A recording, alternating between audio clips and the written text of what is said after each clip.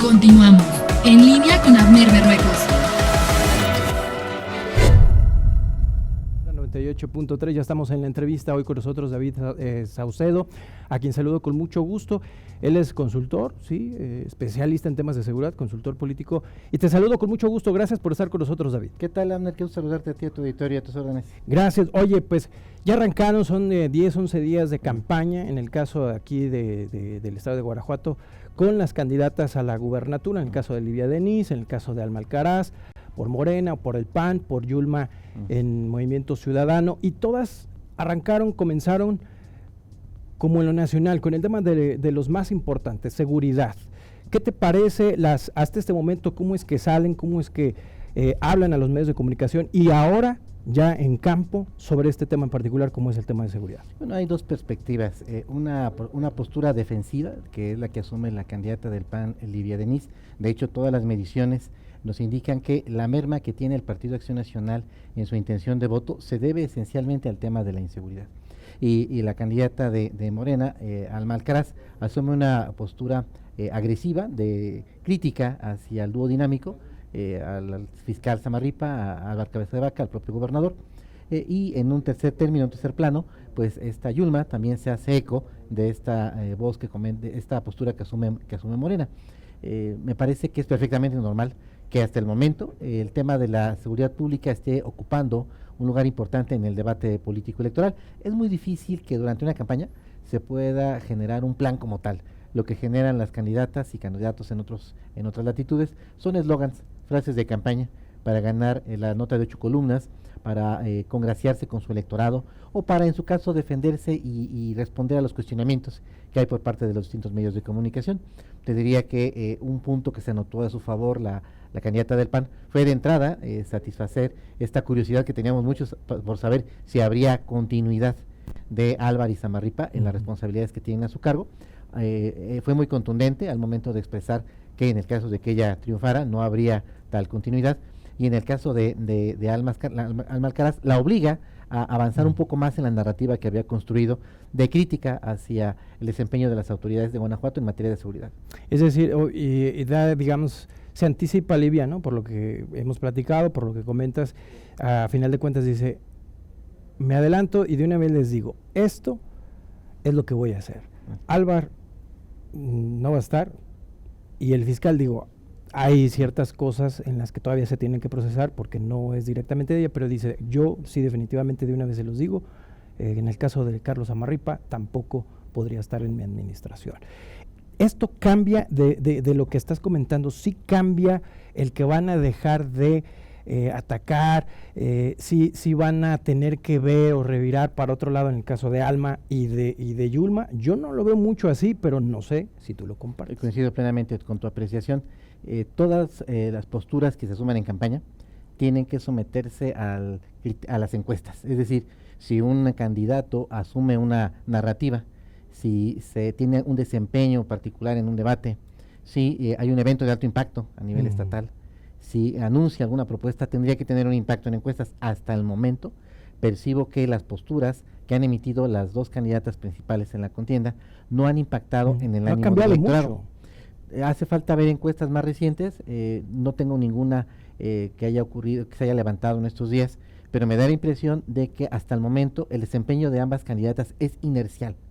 Es decir, con niveles de conocimiento más bajos, la candidata de Morena depende esencialmente del impacto que tienen los programas federales y la popularidad que tiene su partido y el presidente Andrés Manuel López Obrador. La fuerza de la candidata Livia Denis, que tiene un nivel de conocimiento superior en el electorado, sigue dependiendo esencialmente del voto duro azul, que es un voto grande, claro, en el caso de Guanajuato. Hasta el momento, aunque ha habido un interesante cruce de propuestas, de comentarios por parte de las dos candidatas en torno al tema de seguridad, me parece que su desempeño sigue siendo inercial. No sé hasta qué momento esto se mantenga o vaya a haber un punto de inflexión. Habrá que verlo con las siguientes mediciones que levanten las casas encuestadores. Habría que decirte que un partido tiene encuestadoras que hace mediciones a la carta y por supuesto que el partido rival también exactamente lo mismo. Habría que ver en las encuestadoras nacionales que suelen no tener intereses directamente aquí en Guanajuato, ver cómo calibran ahorita este arranque de campaña, ¿no? Las tres coinciden en que ni tanto Álvaro ni como Carlos Zamarripa estarán en sus administraciones en caso de ganar. Las tres coinciden en esto, las tres dicen, esto ya no, la línea a seguir esta ya no es. Me voy a ir a una segunda fase. Ya se da el manotazo. De ahí que sigue, ¿van a funcionar esos cambios? ¿O tendríamos que seguirle a los mandos de abajo? ¿Qué se tendría que hacer? Es decir, electoralmente pareciera que sí hay un manotazo en la mesa. Inicia Livia. Las otras dos candidatas pues ya llevaban esa inercia, pero seguramente van a seguir con eso. Es decir, ¿qué más se tiene que hacer para realmente empezar a ver cambios o revertir esta tendencia de violencia que hoy vivimos aquí en Guanajuato? Me parece que algo que siempre tuvo razón el gobernador, a pesar de que yo discrepo con él en distintos puntos, tiene razón en algo. Lo cierto es que el cambio como tal del fiscal no va a mejorar la situación de inseguridad en el Estado. Su permanencia tampoco abonaba a gran cosa en lo mismo. Entonces, ¿qué es lo que tenemos? Que al darse este anuncio, al interior de la Fiscalía se desata una guerra sucesoria para ver quién va a quedarse en el lugar de Carlos Zamarripa, entre los distintos fiscales regionales y algunos que están en la tercera línea de mando, que aspiran a tener esta responsabilidad. Te diría que en otras entidades lo que se acostumbra frente al descrédito que tiene un procurador o un fiscal es nombrar al procurador de los derechos humanos, en el entendido de que quizá el fiscal que sale tiene varias acusaciones en materia de violaciones a los derechos humanos. Entonces, una medida muy política, incluso que se aplica a nivel nacional, es que el procurador de los derechos humanos ocupe el cargo de fiscal. Es decir, en la línea sucesoria estaría Vicente Esqueda, más los fiscales regionales. La declaración del Hay una mujer por ahí también que suena, ¿no? También, Sucé.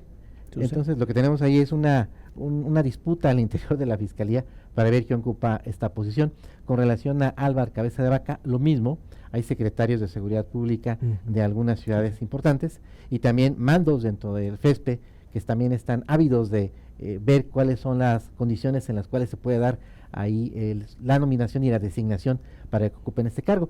De entrada, esta declaración no impactó en el electorado, estoy de acuerdo contigo, tampoco mejoró los niveles de intención de voto de nadie, pero sí generó al interior una enrarecimiento del clima laboral, porque evidentemente ya sabemos que la permanencia de estos personajes tiene fecha de caducidad. Y me regreso y te vuelvo a no sé si formular otra vez la pregunta, si una vez que se hagan estos cambios, si quien llegue de fuera, interno, ¿crees que va a haber algún momento en que empecemos a revertir la balanza? No a lo mejor a corto plazo, pero eso es imposible, de la noche a la mañana, eso lo sabemos, pero sí a un mediano y largo plazo. Puedo ir a la pausa, regreso con esto y vamos a adentrarnos un poquito a lo que está pasando también allá en la zona de Celaya, en la zona de la Bajío y en algunas otras regiones. ¿Te parece? Vamos a ir a la pausa, seguimos aquí en Noticieros en Línea, regresamos con David Saucedo, quien es especialista y consultor, especialista en temas de seguridad. Vamos a seguir platicando de lo que pasa ya con este arranque de campañas aquí en Noticieros en Línea. Regresamos.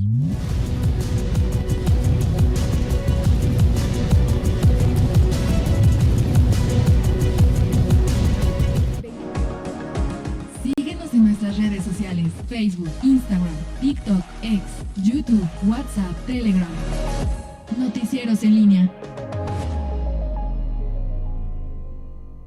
Estamos de regreso, seguimos aquí en Ultra 98.3, seguimos en la entrevista a David Saucedo. Te preguntaba hace un momento, antes de ir a la pausa, ya subiendo hoy, o si nos vamos a una segunda etapa, después de quien llegue, la candidata que esté ya gobernando, empieza a hacer los cambios que parece que son los que están diciendo.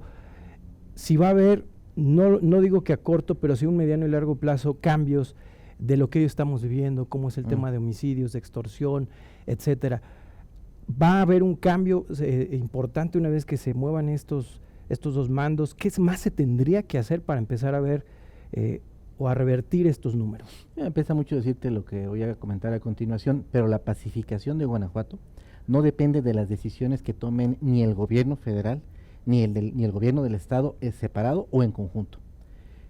Lamentablemente, debido a la capacidad que tienen los cárteles que operan en Guanajuato, la pacificación de Guanajuato depende de las decisiones de los varones de la droga. Es decir, dependemos de las estrategias que asuma el cártel Jalisco Nueva Generación, que tiene la mitad del control del Estado, depende del cártel de Sinaloa, que tiene 2 células acá, de los Chapitos y del Mayo Zambada, depende de las decisiones que tome el cártel de Santa Rosa en alianza, Santa Rosa de Lima, en alianza con los cárteles unidos de Michoacán. Es decir, lo que tenemos aquí en Guanajuato es una confederación de grupos que se han repartido el pastel delictivo. Y lo que hace el gobierno del Estado y el gobierno federal es acotar o tratar de acotar la violencia, pero no resolverla. Esta situación de Guanajuato no es privativa de Guanajuato. Es la misma que hay en Michoacán, en Zacatecas, en el propio Jalisco, en ciudades fronterizas. No es un panorama nuevo. Yo quisiera decirte que ya la violencia tocó fondo, pero no es el caso. Estamos en un proceso electoral. Los grupos delictivos han participado en procesos previos y han financiado campañas o asesinado candidatos, amenazado candidatos, y esta es una tentación muy importante para ellos, ser partícipes nuevamente de este proceso electoral. Pero al final de cuentas quien permite todo esto es desde la federación, es lo que estamos viendo, los famosos abrazos. Ciertamente digo, ahora, esto lo ha dicho el presidente una y otra vez hasta el cansancio, no es de ahora, no es propiamente de un estado, no es de Guanajuato, no es de, son de muchos otros estados de los que estás mencionando. ¿Cómo hacerlo? ¿Cómo hacerlo? Tú dices, es que a final de cuentas tiene que ver con estas personas, pero, y entonces vamos a seguir viendo más de lo mismo. Si la federación no mueve un dedo también, ni lo moverá. ¿Qué es lo que se ocupa? Sí se requiere hacer acuerdos locales, estrategias locales, pero implican costos muy altos. Implica duplicar, si no es que triplicar el presupuesto en materia de seguridad a nivel estatal. Implica la revocación de mandato de varios narcoalcaldes que hay en Guanajuato. De nada sirve capturar a los grupos criminales o a los cabecillas de los grupos criminales si no se desarticula el anillo de protección política y el anillo de protección policial que hay en Guanajuato. Significa detener a algunos fiscales regionales que están coludidos con el narco.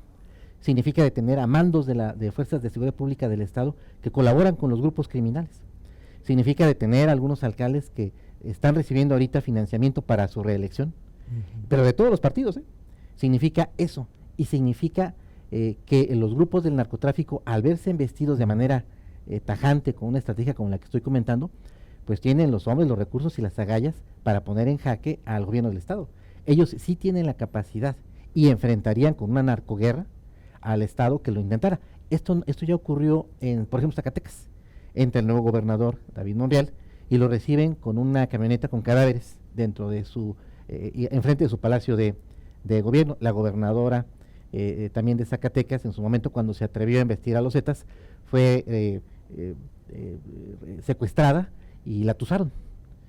Otros gobernadores, exgobernadores, fueron asesinados, como el gobernador de Jalisco, Aristóteles, o el de Colima. Enfrentar al narco tiene un costo. Lamentablemente, la mayoría de quienes propongan soluciones, tanto para la candidata Alma Alcaraz como para la candidata Livia Denis, omiten decir esto: enfrentar al narcotráfico tiene un costo. El costo significará dos cosas. Uno, el incremento de los eventos de alto impacto, muy probablemente con actos de narcoterrorismo, incendiar el Estado. Y el otro, la penetración, el incremento de la narcopolítica. Hay que tener claro esa parte.